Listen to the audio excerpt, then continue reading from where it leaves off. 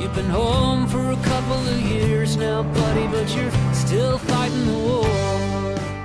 And I think there's a really interesting statistic that sort of clarifies my perspective on this, which is, you know, veterans who did not deploy are about 50% more likely to commit suicide than veterans that did.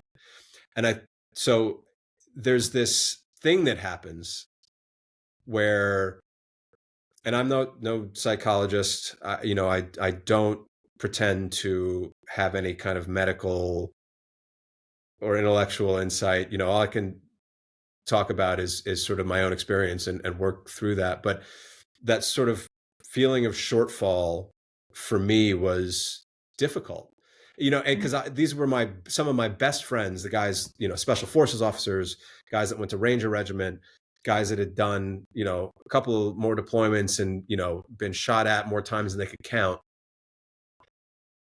And if it had been 10 years ago, standing in the room wouldn't have mattered.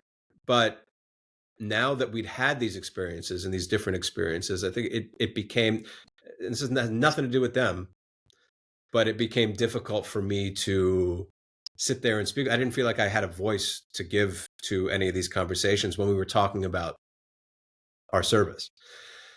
So that was sort of what I was trying to work through. I was trying to give meaning to these interesting moments, whether it was something as small as, watching a scorpion and a camel spider fight it out in a little blue bucket filled with sand, or, the little janky pressure plate IED that we encountered, or, spending time at the Iranian border. I was trying to figure out what these moments meant.